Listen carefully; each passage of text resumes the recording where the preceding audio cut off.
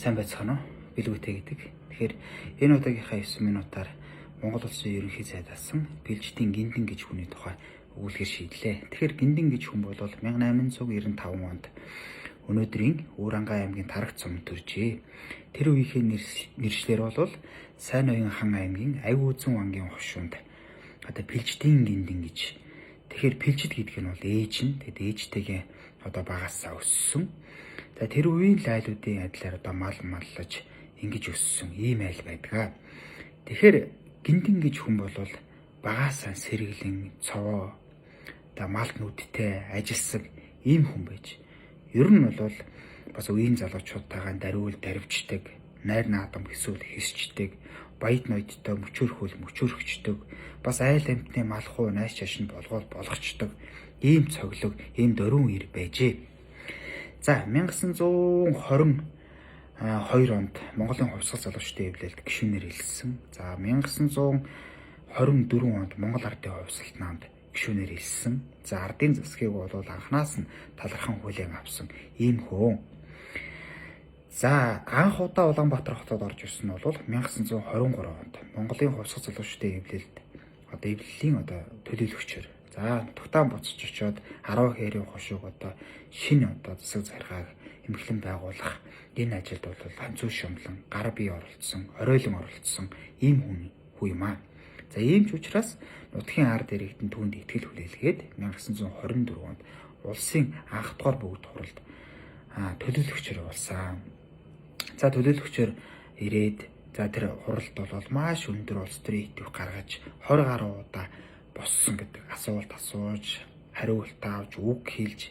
За ингэж байх хугацаанд мэдээж тэр үеийн ерөнхий сайд Цэрэн Дөрж гэдэг хүний нүдэнд өртөөд ингээд Цэрэн Дөрж гэдэг хүний санаачлагаар улсын баг хурлын дарга Монгол улсын төрийн тэргүүн гэдэг ийм эрхэм, ийм нэр хүндтэй албан тушаалд ингээ очижээ. За ингээ Улаанбаатар хотод ирсэн. За 1928 он хүртэл бол Төв банкны улсын банкны хороо гэж хорооны дараагаар бол хавсран хийж байгаа. Тэг 28 оноос хойш бол тэр Төв банкны хорооныхон дарахыг ингэж дагнаж ингэж хийсэн байдаг. За 1928 онд Монгол Ардын хувьсгалт намын 7 дугаар хурлаар Коминтерн гэж байгууллага Монголд үндсэндээ төрийн эргэлт хийсэн. Монголын эрх баригчдыг зүүнтэн, баруунтан гэж ингэж хоёр ангилсан. Тэгээд зүүнтэн гэдэг нь бол мэдээж социализм байгуулах, за тэр коммунизмд хурдан хүрэх. Тэхийн тулд тэр тууширсан коммунист үзэлтэй хүмүүсийг л зүүнтэн гэдэг. Баруунтан гэдэг нь бол зүгээр л энэ улс орныхон өрмөц онцлог дээр тулгуурлаад ажилласан чиг баримжаатай хөгжчихё л гэсэн ийм санаа. Тэгээ энэ санааг нь бол Балингийн Цэрэн Дөрж, Агдан буугийн амарч гэдэг юм уу. Ийм санаа баригчдаа. Зүүнтэн гэдэг нь шижээ, бадрах, гиндэнч гэдэг юм уу.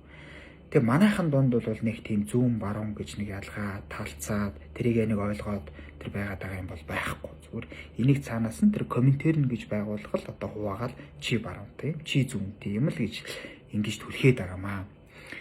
Тэг гиндэн нар бол зүүн жигүүр буюу хөдөөгийн фракц гэж.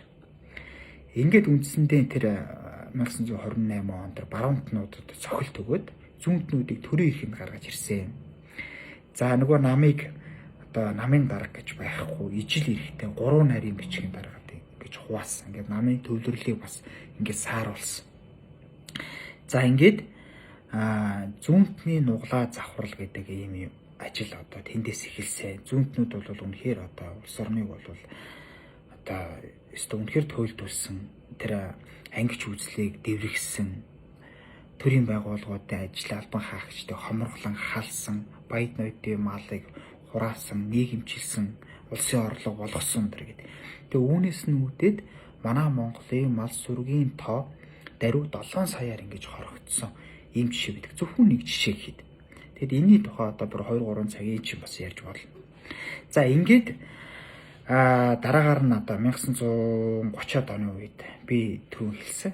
Хүн нүрээ сэргэлэн мэдрэмжтэй учраас энэ зүүнний энэ бодлого, зүүнний энэ алдаа завхрал гэдэг чинь ер нь болохгүй байна гэд эргээд энэ зүүнийхээ энэ алдаа цавхлаг засах, шүүмжлэг энэ тал дээр бас үг дуурж хэлсэн байдаг. Зөвхөн нэг жишээ гэхдээ л улсаас одоо Пётлос сураасан хөрөнгийг зарим нь одоо улсын орлого болгох гээд хахад гинтэн үгүй эний чинь ядуу аар дээр дэ тарааж өгөө гэдэг. Тэгээ үүнээсээ болоод шин баруунтан гэж хоч аваад гинтэн одоо энэ үйл ажиллагаа болохгүй байна дэр гэж ийм шүүмжил дээр 1930 оноос эхэлсэн байдаг юм. Тэгэхээр бол энэ зүүнний алдаа завхралын нуглаа гэдэг юм чинь бусдаас арай төрүүлж одоо олж хардсан ийм хүний нэгэ. За ингээд 1932 онд одоо намын хурлаар төр төмөн одоо өндөр ихтгэл найдвар хүлээлгээд одоо сайд нарын одоо зөвлөлийн одоо дарга одоо тий сайд нарын тэргүүн одоо Монгол улсын ерөнхий сайд гэдэг ийм эрхэм ийм нэр хүндтэй одоо албан тушаалд очижээ. За албан тушаалд очиод одоо тэр зүүнний нуглаа алдаа завхралыг ихэнх үед бол өөрөө оролцож явсан.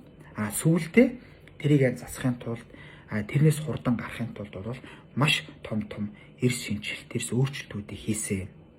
Ерөөсөө нөгөө хамтрал, хошоолол тэр гэж юм чинь хөгжүүлсэн иргэн бүр одоо баяжхтун гэсэн одоо лооцсон төвшүүлжил. Тэр баяжхтун гэдэг нь ерөөсөө ариун цэвэр хөдөлмөрөөр баяжж байгаа ард иргэдийг сайшааяа л гэсэн ер нь санаа.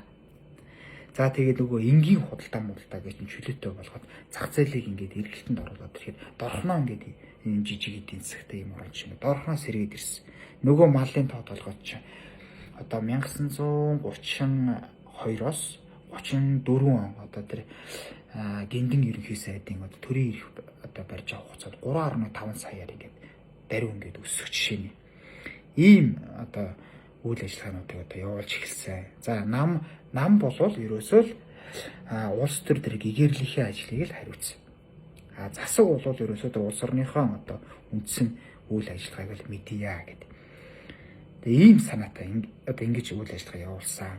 За мэдээж нөгөө Сталинтай 4 удаа уулзсан. За уулзах хүртээ их ширүүн, их маргаантай ийм болчихсон. Яг тэгэхээр гинтэн гэж хүнийг эх оронч биш хүн гэж бол ерөөсөө яриаггүй. Энэ бол төвлийн эх оронч хүн. Тэрэн дээрээ бат, итгэл, найдвартай ингэж зогсдог. Энэ утгаараа Сталин бол анхандаа гинтэнд итгэл хүлээлгэж байсан. Сүүлдээ бол энийг зөрүүд юмтай ингэж цаг заван гарцдаад хэрэггүй. Тийм учраас ерөөсөө л өөрчлөлт дараагийн хүнийг гаргаад ирэхэд. Ерөөсөө энэчнээс их мэдлэгийн оргилд байхдаа жинхэнэ 9 дугаар богч бий байна гэж дамлаж байсан. Ийм их хүн. Тэгээд тэр Москвароо Сталинтай уулзахаар явахдаа за мөн сэлбэн хамарт гүйчтэй нэгээ үзнэ. Очиж байгаад өстө очроо олноо. Тэр гэж тэр чинь том гүрний төрийн тэргүү манайх чи юу гэлээ. Тэгээ очиод тэр Монголын одоо эчин сайдын яамн дээр ганс энэ хуг зогсон л гэдгийг ширээ тойруулж хөөсөн л гэдгийг алгадаад авсан л гэдгийг ингээд маш олон юмуд хийжсэн. Сталин сүлдө залхсан. За зүгээр боли энийг ерөөсөн ингээд өөрчлөе гэдэг. Тэгэхээр энэ туйлын эх оронч ер нь нэг юм хитрээд ирэхээр ер нь их тийм хэцүү болчдөг. Яг тэрнтэй адилхан одоо шинэ амар шиг ч юм уу, самбууга шиг ч юм уу, альсгүй цэдэн болгоо шиг ч юм уу ингээд нэг зарим имийг аваад, зарим имийг хаяад ингэж явахгүйгээр ингээд тууширсан. За ингээд 1936 онд 3 сард ажиллаас нь буулгаад за ингээд Москвад гэрийн хорионд ерөнхийдөө байлгаж чад 1937 оны 6-7 сар наадмын өдөр дээр бариад ингээд 1937 оныхаа 11 сарын 26 буюу Монгол улс томхоо гарсан өдөр тэр хүнийг цаазалсан. Тэгэхээр тэр хүн болвол ерөөсөө туйлын эх оронч юм шүү дээ. Арай дэндүү эх оронч гэх юм уу. Юм хитрээд ирэхээр нэг жоохон болдог. Яг л нэг тийм жишээгээр энэ хүний амьдрал явсан. Ингээ 9 минут гэдэг бол дэндүү богино хугацаа юм. Маш олон зүйлийг ярихаар байлаа. Тэгээ дараа үргэлжлүүлэх боломж гарвал ярина. Баярлалаа.